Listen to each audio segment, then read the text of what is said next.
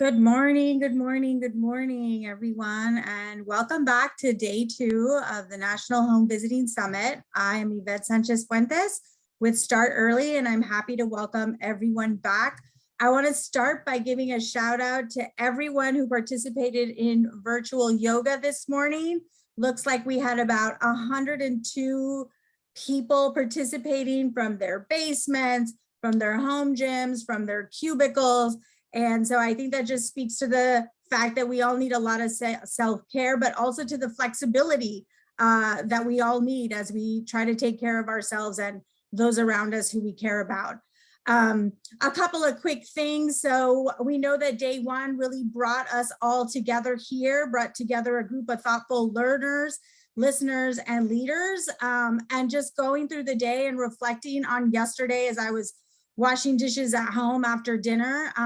Just really appreciated how everyone was engaged and open to listening and learning. And I know that we all have a lot to process, and that's okay. So as we go through the day, just continue to keep an open mind and to listen with an open heart as you hear all of this amazing information from amazing speakers and leaders from across the country. As you're kind of getting back into the day and thinking about your sessions that you're going to participate in, would love it if everybody in the chat, just really quickly as I go through announcements, just share with us one thing, if you would, about yesterday, whether it was something that you learned that was new to you, whether you met somebody who really moved you, or maybe it was just something that you didn't like, that's okay too. But a couple of reminders as folks are doing that in the chat is that please remember to continue to build our community here, our virtual community, and engaged in instant networking and also in the dialogue tables. And I also want to let folks know that after this plenary session, we will be having a workshop session that will dig deeper into the information that you hear today. You'll have an opportunity to ask more questions. I also want to remind everybody that the poster session starts today. So would encourage folks to please participate in that. If you need more information, please go to the conference website and you can see all of the options that you have there. But it's a great opportunity to hear about different innovations going on in home visiting programs and other programs that support early childhood across the country. And most importantly, you'll get to engage live with presenters and ask them questions. So super excited about the day that we have ahead. And again, if you have any questions or any needs, please visit the conference website. Make sure that you check out the FAQ. Hopefully a lot of your questions can be answered there, but if not, there is a place there to connect with us so that we can support you and make sure that you have an amazing experience in joining us today. So with that, I'm going to move us into our plenary today, another exciting plenary. I just want to say, like, yesterday was so inspiring, and I know that that's going to continue today. So this morning's plenary is called Home Visiting and Child Welfare, Emerging Family First Opportunities and Challenges.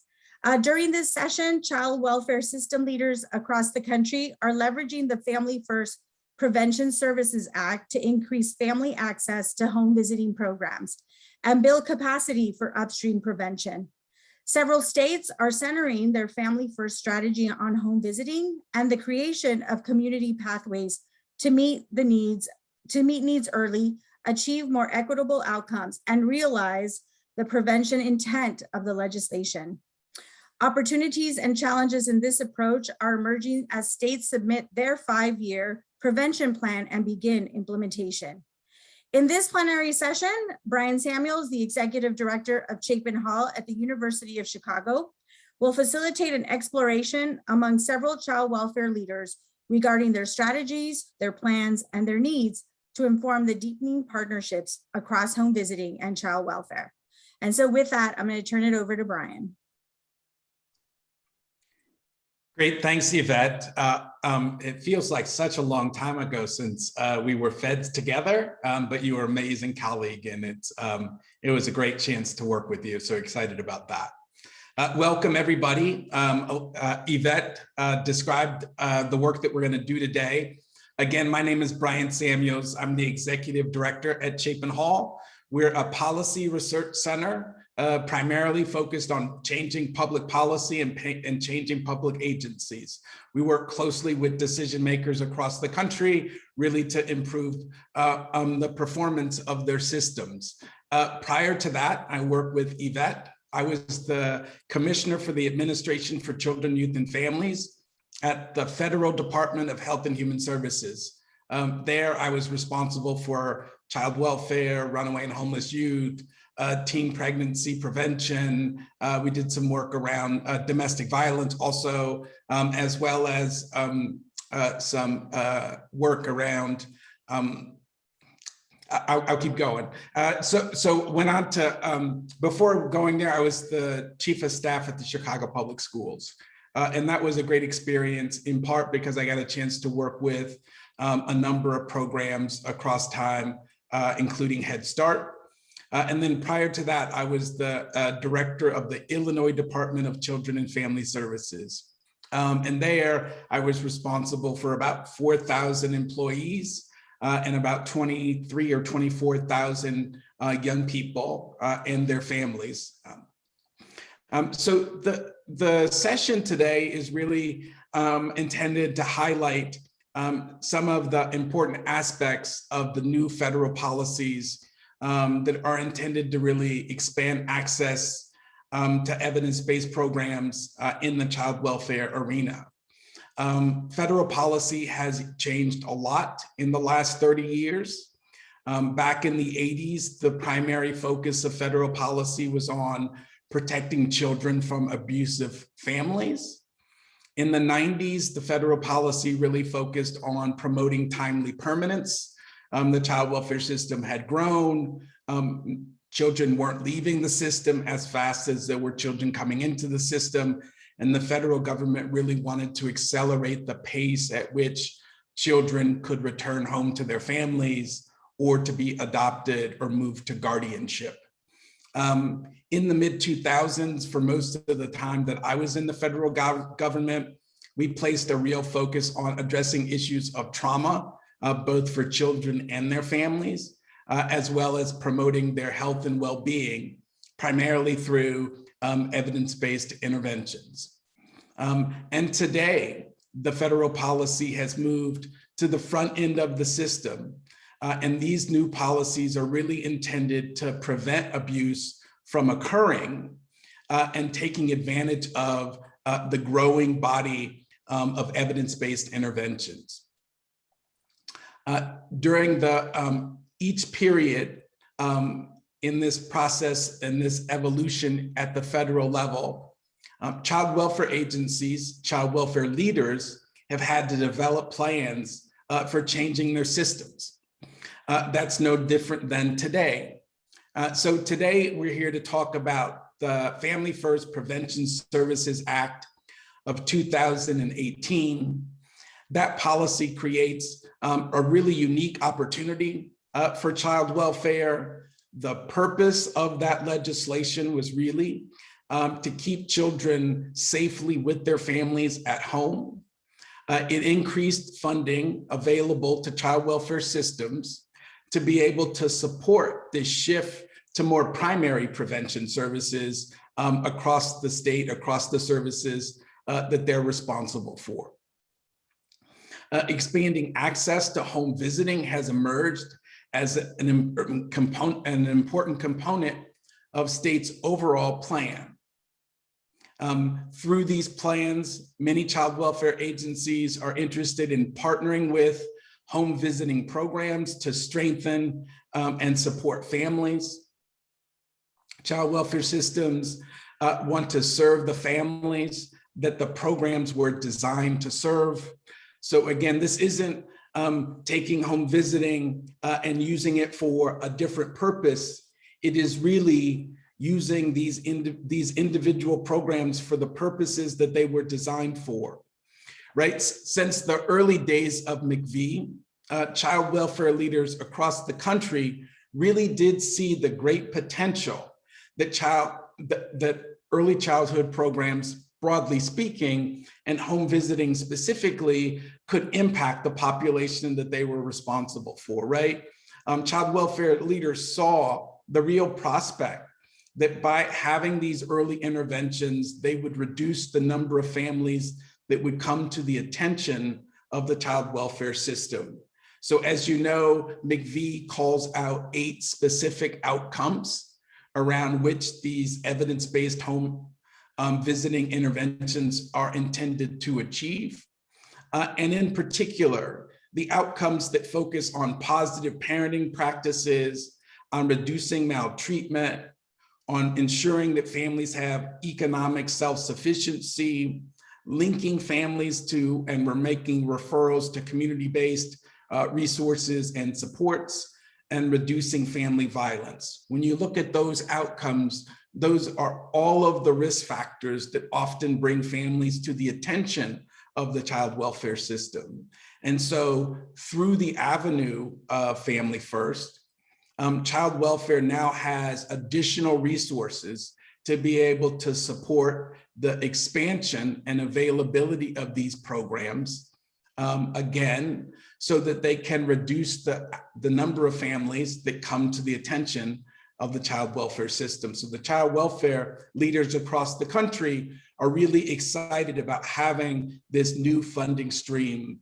And today we're going to introduce you to a number of those leaders who will describe the work that they're doing and how they hope to use Family First in the context of implementing this new federal legislation. What you will hear today are stories about how these leaders are trying to reach beyond the front door of the system. You will hear how they want to accelerate the use of evidence-based interventions. You'll hear that they hope to find some solutions to the long-standing racial disparities that exist in child welfare. You will hear that they hope to reduce the footprint of child welfare. These are folks that don't want to be in the lives of families unnecessarily, and anything they can do upstream to prevent those families from coming to their attention, all the better. You'll hear them talk about creating these new pathways to family support without calls to the hotline.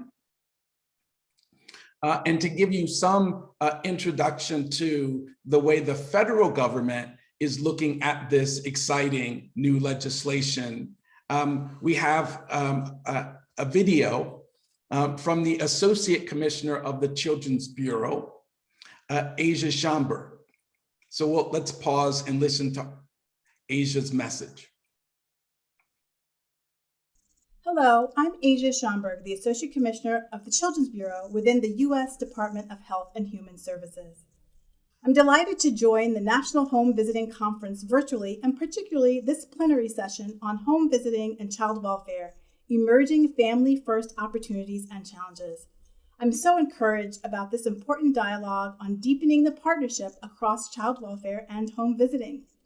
Home visiting programs have made critically important contributions in the lives of children, families, and communities across the country over the past decade and beyond.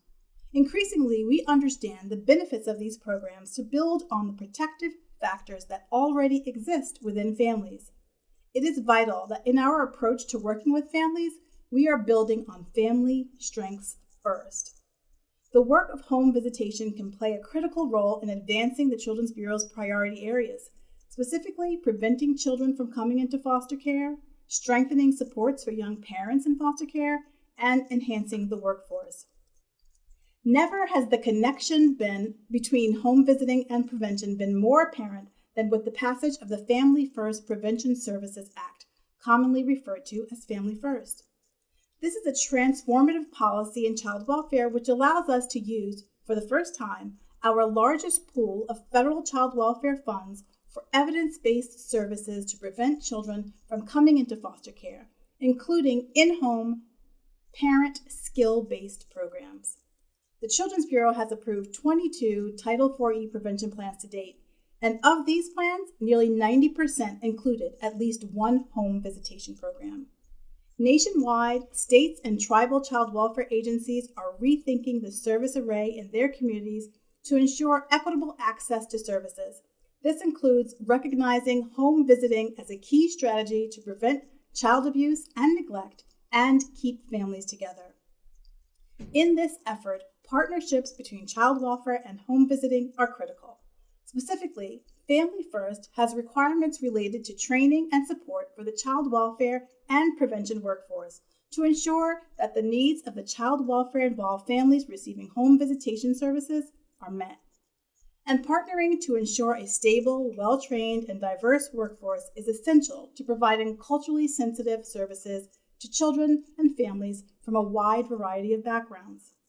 I'm so excited that jurisdictions have heard my call to action to be bold and brave and innovative in how we think about prevention.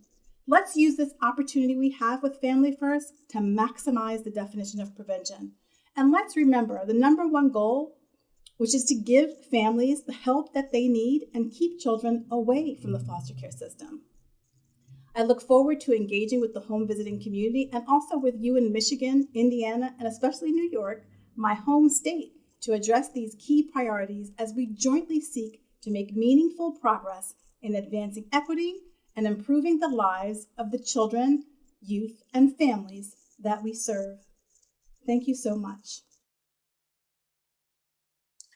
Thanks, Asia. Isn't it exciting to have such a strong leader in a time where she can make such a great difference? I know primary prevention has always been a priority for Asia, and the Family First Act really does line up well with the goals that she has for the Children's Bureau, broadly speaking, but specifically around child welfare and rethinking the front door of the system. So I'd like to take a moment and have each of our panelists introduce themselves. So Lisa, could you introduce yourself? Good morning. Thank you so much for having me. I am Lisa Garty Ogundimu, pronouns she, her, hers. I'm the Deputy Commissioner for Child Welfare at the New York State Office of Children and Family Services. David, would you introduce yourself? Good morning. I'm David Reed. I'm the Deputy Director of Child Welfare Services for the Indiana Department of Child Services, and it's great to be here this morning with you all. And last but not least, Nancy, would you introduce yourself? Good morning, everyone. My name is Nancy Rastoni, and I'm the State Manager at the Michigan Department of Health and Human Services within our Children's Service Agency, focusing on prevention, preservation, service array services. Great, thank you for each of you introducing yourselves. Now we're going to move to each of these leaders presenting their current thinking around Family First. Each of them will be giving about 10 minutes. We hope that they will be able to speak to the issues of their vision and how their child welfare system is aligning itself with home visiting. We anticipate that they'll talk about their approach to home visiting and some of the target populations that are foremost in their plan. We expect that they'll also talk about the status of their implementation. Again, the way this federal process works, once the legislation was passed, each state had to develop a plan for implementing that legislation. When they completed the plan, they would submit it to the federal government for review. And once the federal government determined that their plan met all of the requirements of the legislation, then those plans would be approved and the child welfare agencies would be given the thumbs up that they could move forward with their plans. This is a pretty time-consuming process. And because of that, with each of the presenters, they're not necessarily deep into the implementation phases of this work, but it'll be great to hear from them exactly where they are, the kind of progress they have made, as well as what some of the challenges are that they both have already confronted, as well as challenges that they're anticipating. And then we've asked them to, where possible, talk about the kind of partnerships they need with the home visiting community in order for them to be successful. So once again, Lisa, could you give us your overview of your Family First plan? Thank you so much again.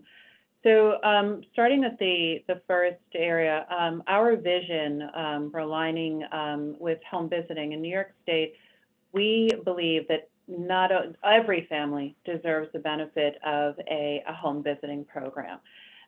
For us, the alignment of home visiting with child welfare really melds with our vision to bring a public health lens to child welfare. We know that before a call is ever made to the state central register, there are a number of providers and what we call our sister state agencies already working with families and working well with families. What happens sometimes is that there comes a point where they may throw their hands up and there's not a rich array of services and supports, and then a call is made to the state central register. That's a problem. That's a problem because we have high rates of disparity at every decision point across the continuum of child welfare.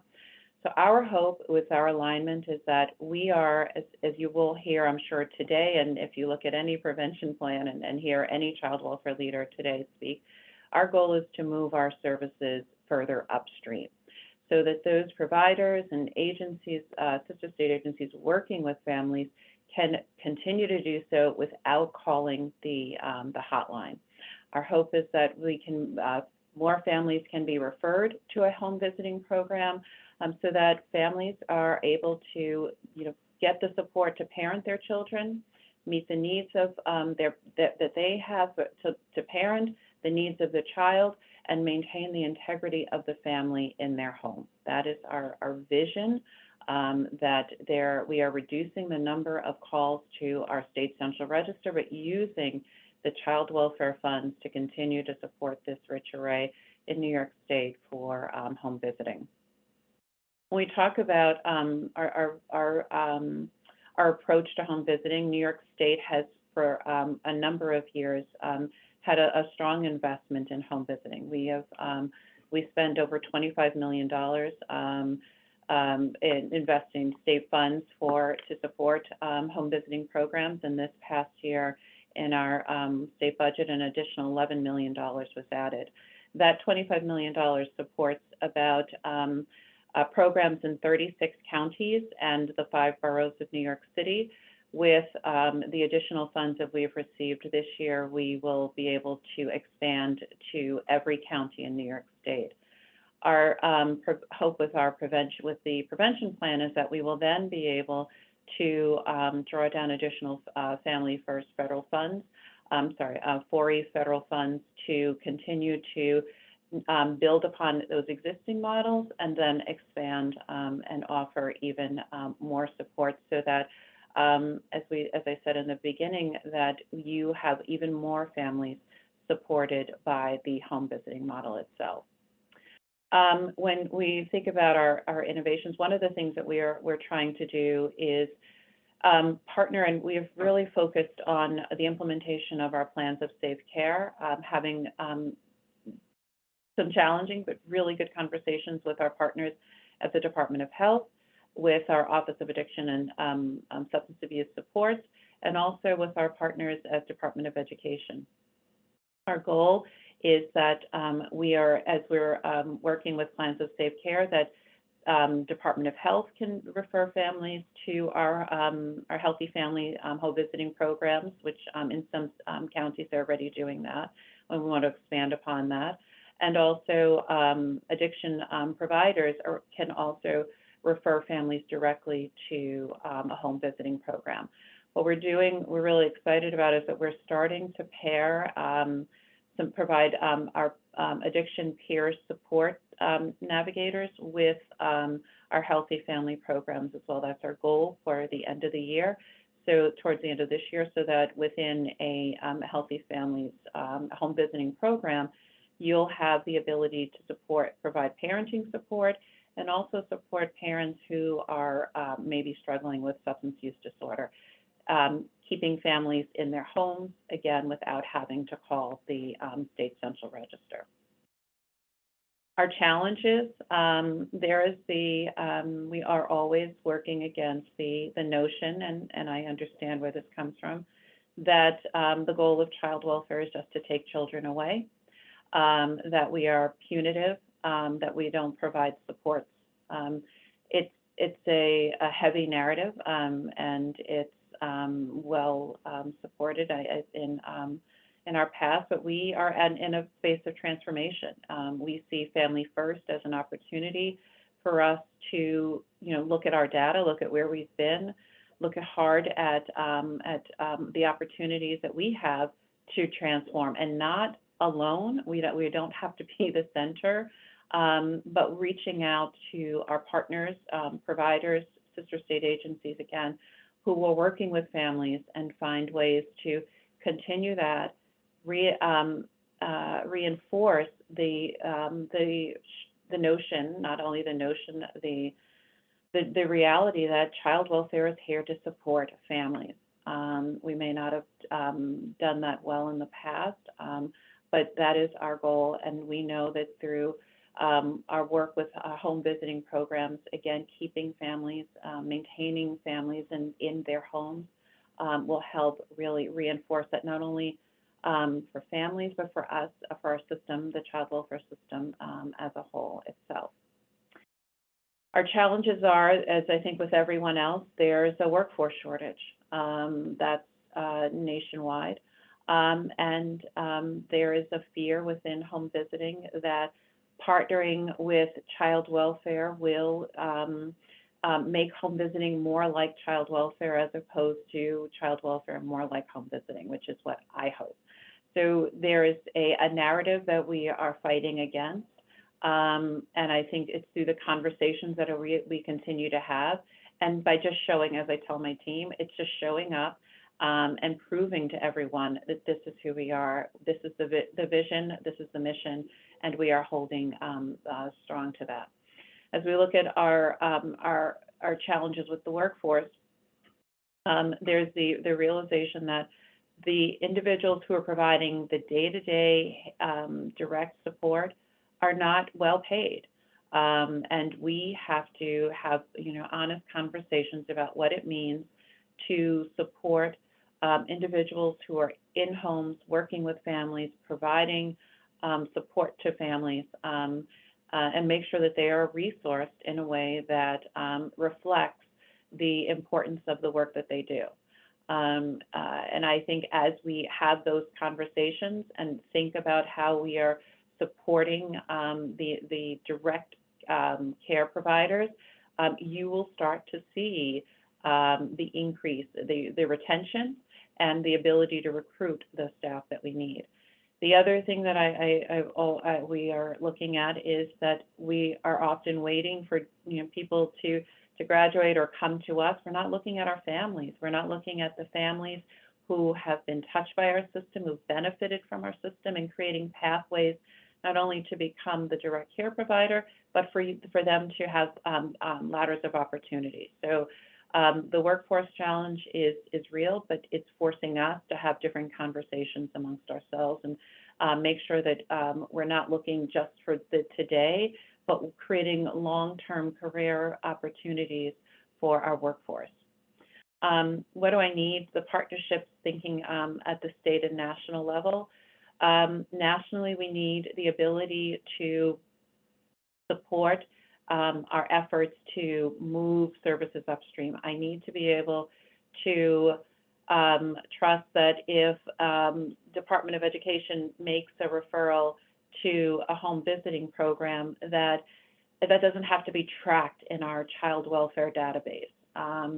There's a lot of fear, and I understand that, and we are, I guess, as I keep repeating, trying to work against that. But I need the federal government to work with us to think through other ways. I understand that we are stewards of tax dollars, and we will be the best stewards possible. But we need to be creative and need some out-of-the-box thinking to make sure that we're not falling into our old patterns. And I think the biggest fear that many families have is that keeping information in a child welfare database is more harmful than helpful.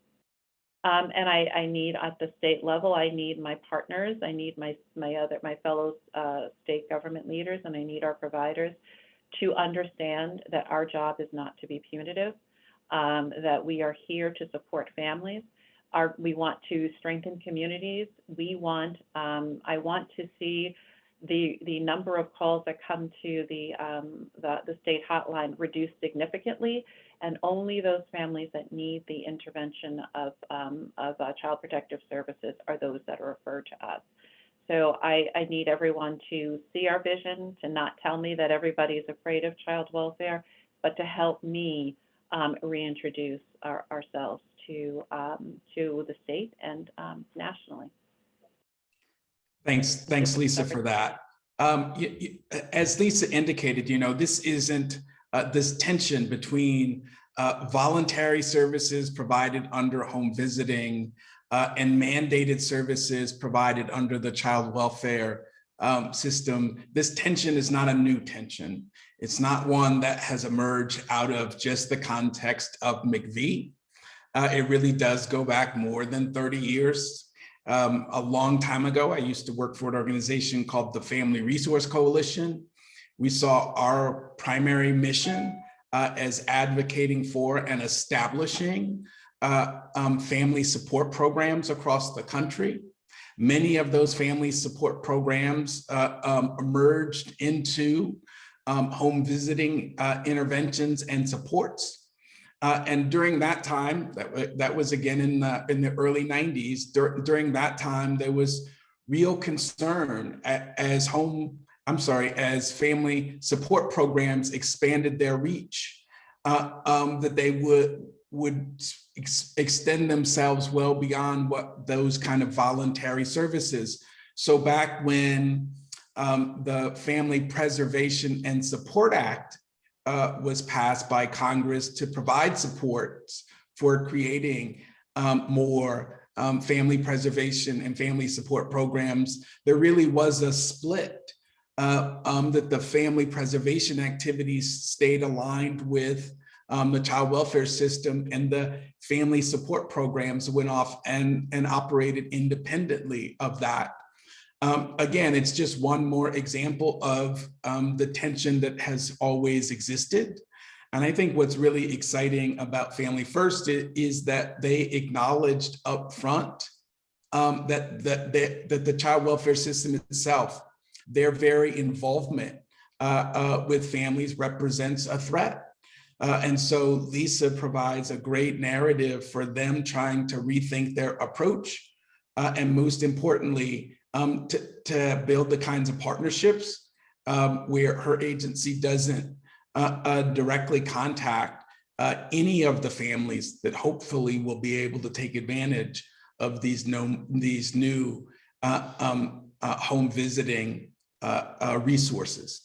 So with that, I'd like to transition to David. David, can you tell us your story? Thank you, Brian, and thank you, Lisa. And again, good afternoon now where I am to you all, and good morning for you in Central Time and earlier.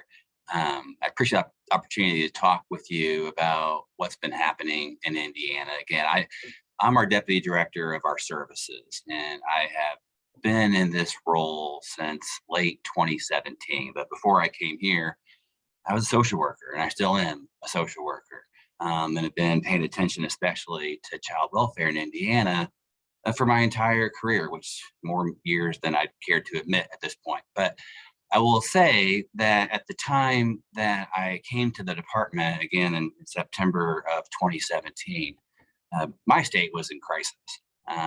We had record numbers of children in foster care at that time, more than we'd ever seen as a state, more than all of our neighboring states. And in fact, there are only 3 states in the entire country that had more children in foster care than Indiana at that time. And those states are all way bigger than Indiana. We're not the 4th largest state in the country. But that's where we were at that time. And again, I spent my career as a social worker. I'm really interested in child welfare and foster care and its impacts on kids. And over the course of my career, there's been so much research done about what entering foster care predicts for kids. And knowing that research, because if you're aware of it, I'm sure most of you are, it's really not, it's heartbreaking to think the kinds of futures that so many foster youth are headed for. And at the time I started here, we were removing kids in literally record numbers and putting thousands and thousands of kids on those paths to those heartbreaking adult outcomes. It was truly a crisis, and we had to do something.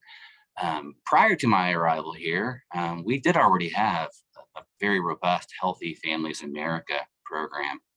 It's actually in every one of our 92 counties and has been for a number of years. We've had Healthy Families in Indiana for over 25 years. We just celebrated our 25-year anniversary of having the program here in 2020. And while we were having record numbers of kids in care, it was very obvious that it wasn't because of Healthy Families. Healthy Families, we have always been able to track the families who've received the service to see if they've entered our formal child welfare system. We've always had it delivered to fidelity, so it's been a voluntary intervention for families who choose to engage in it.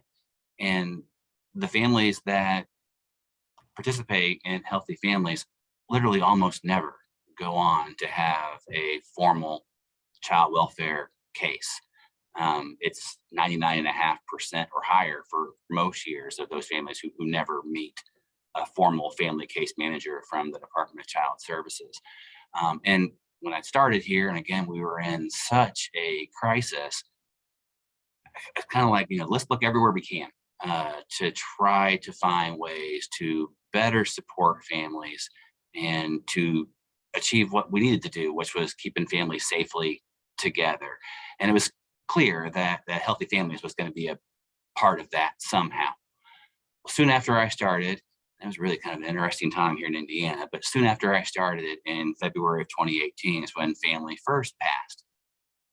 And it had the same goals that I had when I came to the department, was how do we keep more families safely together? How do we keep more kids out of foster care? How do we keep more kids from entering institutional kinds of care? Those are the 2 big goals of Family First, is keeping kids out of foster care and keeping kids out of institutions.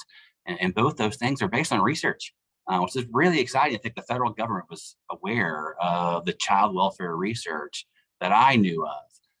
Things like the ACE study and separation from caregivers and what that predicts for kids, and the importance of bonding, which when you think about Healthy Families and so many of our home visiting services, that's what they are, right? They are facilitation of bonding services. If we can help facilitate good, healthy bonds between babies and parents, we keep kids safer, and kids grow up healthier. We know if we put children in foster care, what that predicts for them in terms of the long-term outcomes. But we also know if we can keep kids with their families and they're securely bonded and they're safe, what that does to things like brain development, and the functioning of families, and to trying to again keep young people from flooding the child welfare system, which we really do not want to do, at least not this department.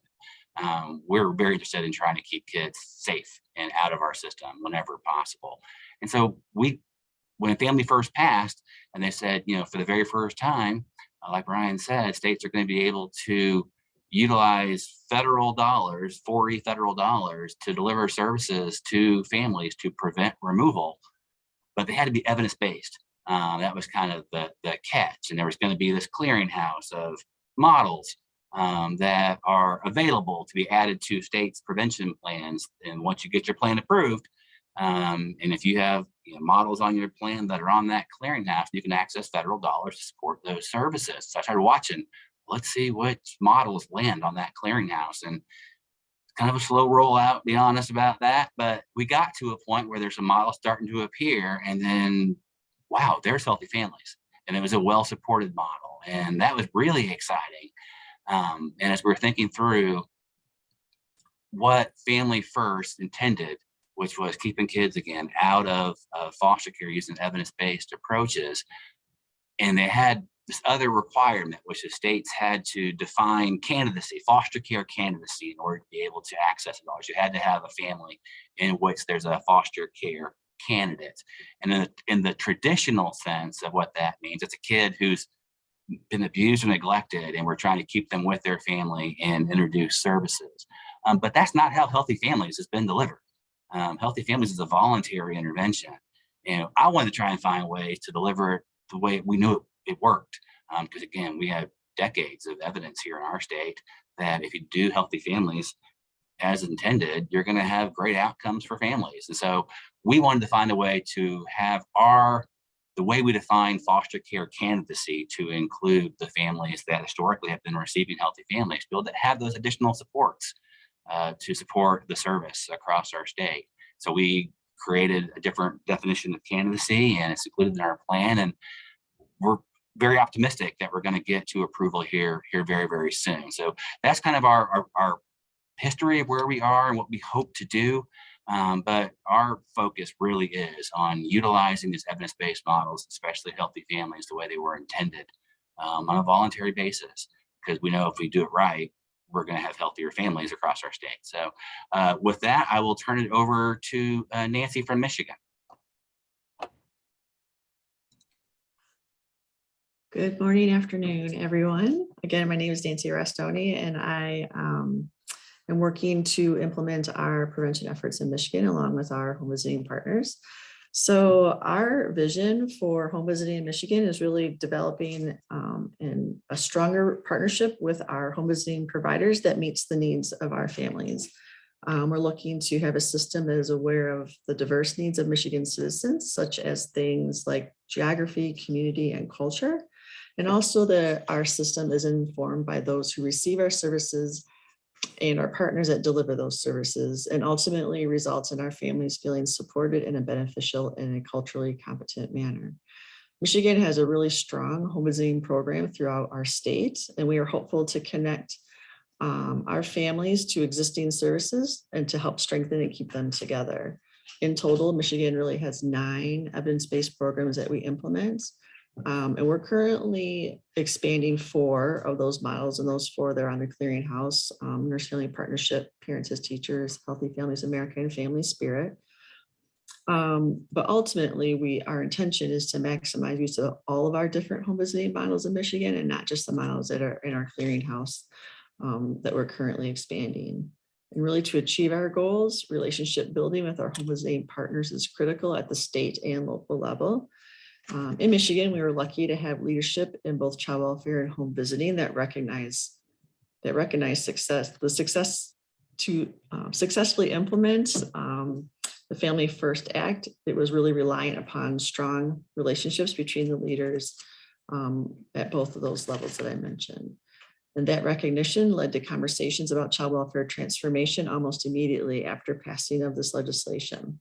Included in those conversations were collaborators such as our Guy Thompson Parent Advisory Council, which are parents with lived experiences helping inform our vision, our tribal governments, Children's Trust Fund, whose primarily focus was on primary and secondary prevention, as well as many others. And the benefit of this early thinking is we are currently in a space where our conversations have grown from how to create these relationships to how to strengthen and expand them. Further, we have taken steps to ensure that the work we do is informed by those with lived experience who are often participating on any of our work groups and task teams informing this work. We also recognize that community collaboration is critical between the department as well as our home visiting providers. We have been coordinating collaborative opportunities to offer training on what home visiting is, what it does, and what it intends to do. We have included training that is broad, but also what is necessary, right down to what makes a really good referral and how to target the right families for these programs. We have also partnered with our state level providers to offer overviews of child welfare to our home visiting providers. Some innovations that have occurred through this effort, similarly as what Lisa mentioned before, is we are looking to implement peer navigators within our hospital or OB systems that will help engage with families and talk through them about what services might be available and helping them connect to home visiting services without needing to call centralized intake. We are also working on a pathway from prevention, actually from our centralized intake, where when a call comes in, it may not be assigned for investigation, connecting the 211 to reach out to the families to see what other supports that might be available to them. We're also looking to expand our family resource centers as a potential community pathway option to support families that we know could use some additional supports. We're currently in the submitting our plan for approval process, but despite that, we are have moved forward with, like I said, expanding some of our programs to really get some practice in and what the challenges are and what things that we can identify as strengths that then support future enhancements in the future. Some of the challenges that we've experienced are related to the previous lack of intersectionality between child welfare and home visiting, the continued need to learn the roles of each entity and improve relationships and trust, both at the systemic level and the local level, which is we know is vital to success. The need to address the feeling by both department employees and home visitors that we just can't take one more thing right now and accomplish the goal with integrity and fidelity must be recognized. And we need to address the fact that the severity of the needs experienced by our families has increased, and we must learn how to build a better internal structure and support that supports the families we serve, and then also the employees that are providing those services. We must continually address our need to examine and re-examine providing support in areas such as funding that will support both the small and large counties to ensure that services are provided equitably regardless of the county's population size. And a consideration must be made that the fact that 50% of our population that comes into care is 0 to 5, and we must examine how we are going to provide support to these families at an earlier stage to prevent children from entering our system due to reasons of neglect, substance abuse, domestic violence, and/or mental health concerns. Similarly, I think as Lisa mentioned, one of the big things is that trust issue nationally is considering where we need to house our information and how we're recording candidate for care. Feeling very like we have to house it there, which we know causes some concerns of what that means for families and the trust, and really then if I have to have my information there, maybe I don't want to then participate in a critical program that could really help me. We are beginning to have conversations with our home visiting partners around the need to ensure that our child welfare workers aren't using cohesive language when explaining a service to a family, like you must go or else, but really this ensuring our staff this is a voluntary service and we want to be able to support families in doing that. And this is really one of the reasons why we've entered into this partnership with 211 is so that we can assist in connecting our families with services without our direct intervention.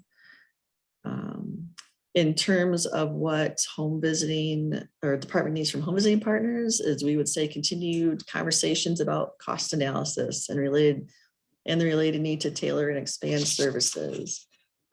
Continued discussions around development of an internal structure that supports expansion of services, both in terms of addressing the severity of our families' needs and the funding streams. Let's see here. I think that is it. I'm not sure if I was at time. I was trying to. No, that's great. So as you can see, each of these leaders are really committed to this work. They really do see the need for significant change in child welfare, and they're all three of them are looking for partners both at the state level as well as at the community level. It's also striking the way Lisa talks about taking a public health approach, which I think all states are really taking a closer look at. It's really inspiring to hear David talk about the use of data and research and evidence to drive systems change. And clearly Nancy had talked about engaging folks with lived experience and leveraging those experiences to really shape systems change. Again, all exciting things. Given our limited time, I'm going to ask each of our presenters to answer the same question, and we can go in the same order, which is for each of you. If you could fast forward 10 years, could you say what would be different about the way child welfare operates, and what would be different about the way home visiting programs are accessed and utilized in your state? Lisa. We would see providers directly referring families to a home visiting program. Well, ideally, I would have every parent who gives birth receiving a call from a home visiting program right at the hospital, setting up an appointment for when they get home to be a support. But short of having every family receive that, any family in need would be able to receive that support right in their community. Families who have working with either Department of Education identifies the need, Office of Substance Abuse, temporary assistance, noticing a family's need. Instead of calling the state central register, they make a referral directly, and there's no need to quote unquote track that family in a child welfare system. David, what would be different? But what an exciting question. And I think to Lisa's point, wouldn't it be something if we could remove stigma from engaging in home visiting services and have everyone be excited to enroll in a service that helps keep their family safe and together. But 10 years from now, if we roll this out and we're successful in what the vision is, I mean, I see kids who have better developed brains, right? Who didn't have to go through the trauma of experiencing foster care, who are more bonded to their families, that have better protective factors within those homes to really keep kids safe and free from any trauma or abuse. We have fewer kids in foster care, which we're heading that direction now, thankfully. But wouldn't it be great if we had even fewer children in foster care all across the country? Siblings all living together. Because we know when kids go into foster care, oftentimes we don't have homes to be able to take all the siblings if it's a large group. And with this, we keep families safely bonded. We'd never have to experience sibling disruptions that happens far too common in foster care. We'd have reduced disparities, especially if we could reduce the stigma around engaging in these services, because we know anyone who engages in healthy families as intended, we can expect to have a good outcome for that family. And once families of color enter our system, we know there's all kinds of disparities that play out over time. And then literally just healthier kids who actually go to doctor appointments and who are enrolled in school and they attend school, go on to graduate and become parents themselves whose kids don't come into foster care. So it'd be a really exciting future. Great, thanks, David. David, I want to spend more time with you. Your enthusiasm is contagious. Love your attitude all the way around. Nancy, what would be different? I think everything that those two just said is amazing, and we all have, I think, the same goals. The only three that I would add would be a seamless system of access to services by families, regardless of the door in which they enter.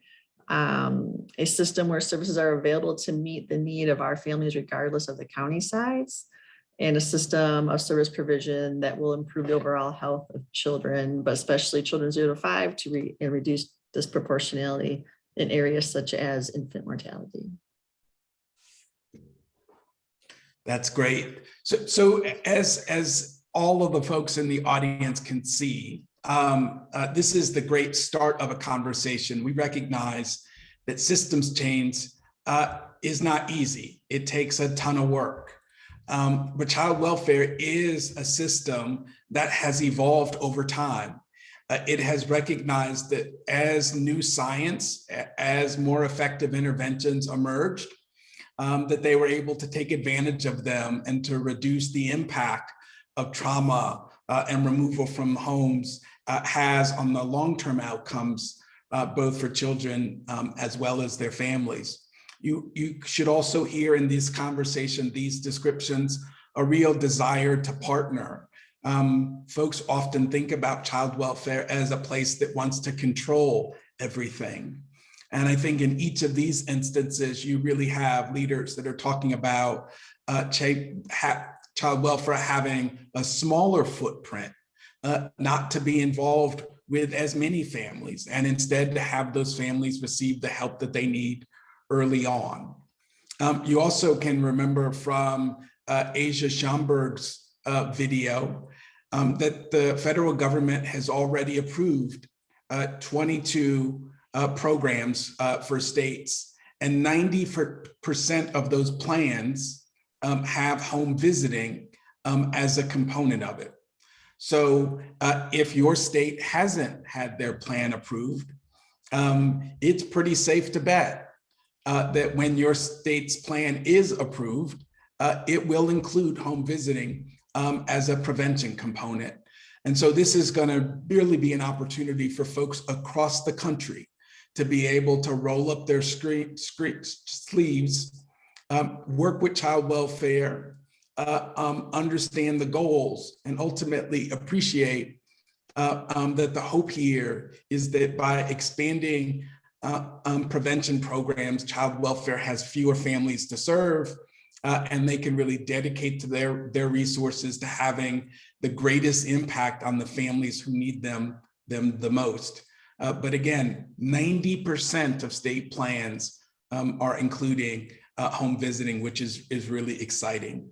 Again, I think it takes some guts for child welfare to step out and say that they want to partner with other systems, but these are three leaders that clearly demonstrate that they understand that without that partnership, they can't succeed. And so it's important to recognize that child welfare sees it has its own interest in partnering with others. And I think that will keep them at the table and will certainly inspire them to work harder in order to be successful. And then I guess the last moment or the last point I would make before closing out here is just to say that the one thing that I hear from child welfare leaders all of the time when I talk to them is the recognition that they can't do this alone. That they can't figure out how to both get families the help they need, but get out of the lives of as many of them as possible. That they can't alone make the investments in building community capacity, and at the same time not be part of the stigma that comes with being engaged with the child welfare agency. And so it'll be really important going forward that the home visiting community can meet child welfare halfway, can bring some energy and enthusiasm to the opportunity to be willing to lead. Again, I think there are places where child welfare are gonna lead, and there are places where child welfare would welcome to step back and have the kind of leadership that allows these programs to be implemented effectively and done in a context in which everybody feels like these services are really being provided to the specific population of children and families that they were intended to. So as you walk away from this session, please consider partnering. Please consider encouraging others to partner. Come to the table. Child welfare is ready to do this work.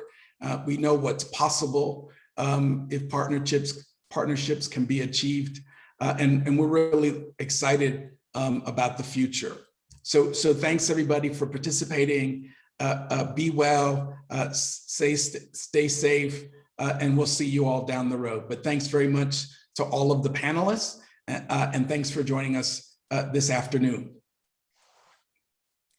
Thanks, Bryan, and thank you to all the panelists. What an amazing discussion. One thing I think that we all take from this, as Bryan closed us out, is partnering with others. And we know that true leadership is really about thinking about and being intentional about how you cede your power so that you can create a space for intentional decision-making, shared decision-making, and co-creation of that. So thank you. A couple of quick reminders as you transition out to the workshops. Please remember that we do have instant networking is still going on. You've got the opportunity to also join some discussion tables. And of course, following this plenary, you have the opportunity to join a session where you can dig deeper into the conversation and connect with individuals to ask more questions. So with that, I wish you all a great rest of the day. Please make sure to continue making those connections. Visit the conference website if you have any questions or have any needs that we can help you with. And thank you all for joining us today and for sharing your time with us. And have a great day.